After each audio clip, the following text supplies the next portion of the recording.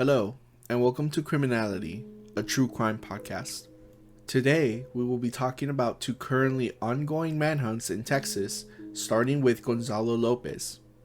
Gonzalo is a 46-year-old man who was convicted of capital murder in 2006 and is serving a life sentence. The man with apparent Mexican cartel ties was charged and convicted of killing a man near the southern border. According to my research, Lopez kidnapped the victim and wanted to extract a ransom from his wife over a drug debt before fatally striking the man. Additionally, he was also convicted of attempted capital murder for firing gunshots at a sheriff. You would think that with these two incidents alone, they would have locked him up and thrown away the key, but surprisingly, he is eligible for parole in April 2045, though I doubt parole will be on the table for him after the latest stunt he pulled.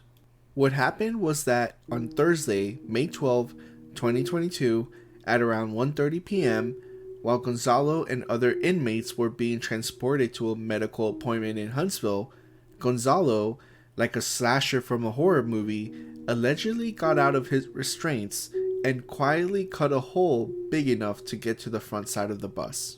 Once he did that, the driver immediately pulled the bus over, and he and Gonzalo fought while the second officer shot the back tires out of the bus. In the meantime, Gonzalo was able to get a hold of the driver's gun, but was not able to get it out of the holster, so he got back into the bus and drove off. He was able to drive it for about a mile before it crashed, and he took off across the pasture. Both officers opened fire as Gonzalo ran away, but it is unclear if they were able to wound him or not. What followed was one of the biggest manhunts in Texas history, with over 300 officers scouring a radius around where the bus crashed. While there had been sightings of Gonzalo all over the place, he is yet to be found. There is currently a $50,000 reward out for Gonzalo, but police warn that he might be armed and is highly dangerous.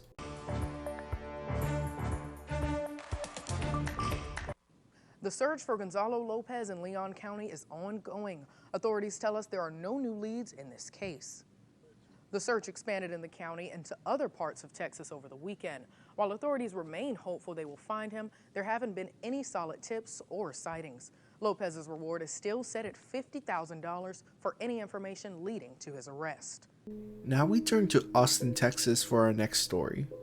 The sequence of events started when, on Wednesday, May 11th, at around 10 p.m., Austin police received a call from a resident saying that they had arrived to their home to find their friend, Moriah Wilson, suffering from gunshot wounds. Sadly, she was pronounced dead at the scene.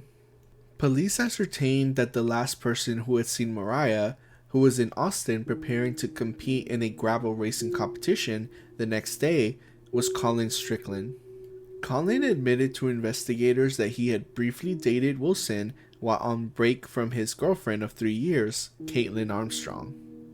Strickland said he continued to communicate with Wilson and admitted to taking measures to hide their conversations from Armstrong by changing Wilson's name in his iPhone and deleting texts, the affidavit says. This greatly piqued police interest, and they interviewed other people close to the pair. According to an affidavit, one of Wilson's friends told investigators that after Armstrong and Strickland began dating again, Armstrong contacted Wilson several times and in one instance told her to stay away from Strickland.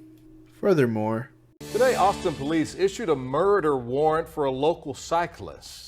Investigators say Kaitlin Marie Armstrong shot and killed professional cyclist Anna Moriah, or Mo Wilson. The motive? An apparent love triangle. Now, that shooting happened last Wednesday in a home on Maple Avenue in East Austin. 25-year-old Wilson was staying with a friend ahead of a race in Hicko, Texas, which is northwest of Waco. Just before 10 p.m., police got a call from Wilson's friend saying she found Wilson shot. She died at that home. Investigators say 35-year-old Kaitlin Marie Armstrong murdered Wilson. Police say back in October of last year, Armstrong split up with her longtime boyfriend, another professional cyclist, Kaitlin Strickland, and that Strickland became involved in a relationship with Wilson, only to later get back together with Armstrong. According to police, a tipster told detectives that Armstrong found out about that relationship back in January of this year and, quote, became furious and was shaking in anger, end quote. The tipster also told police that Armstrong had mentioned that she wanted to kill Wilson. Now, Wilson and Strickland remained friends. At around 6 p.m. on the day Wilson was killed, she went swimming with Strickland at Deep Eddy Pool. At around 8:30, police say Strickland dropped Wilson off at that home in East Austin. Surveillance video from a neighboring home shows an SUV stopping at the home next to the home Wilson was staying in 1 minute later.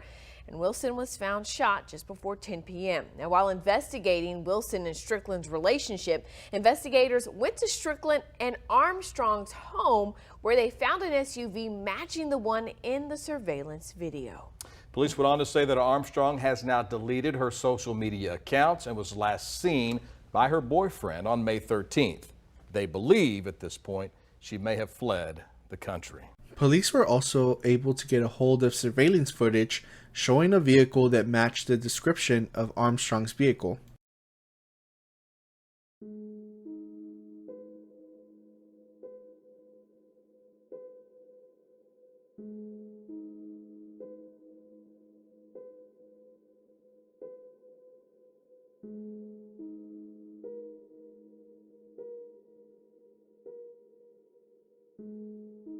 Furthermore, according to Strickland, sometime in December or January, he had purchased two 9mm handguns, one for himself and one for Armstrong.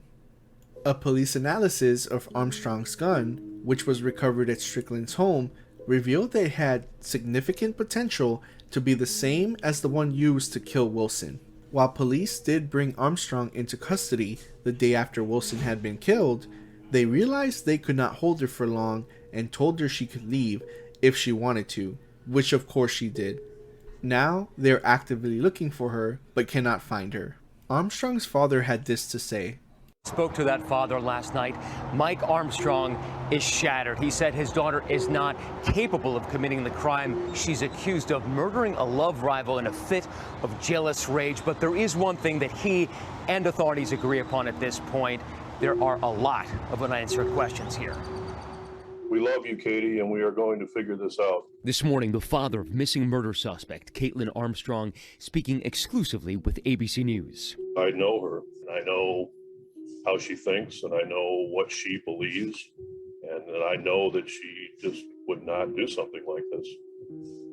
I know. But honestly, given the information that we have and the fact that Armstrong is still on the run, it looks like her dad didn't know her as well as he thinks he does. What do you think of these cases? Let me know in the comments below. And if you like this video, please like and subscribe.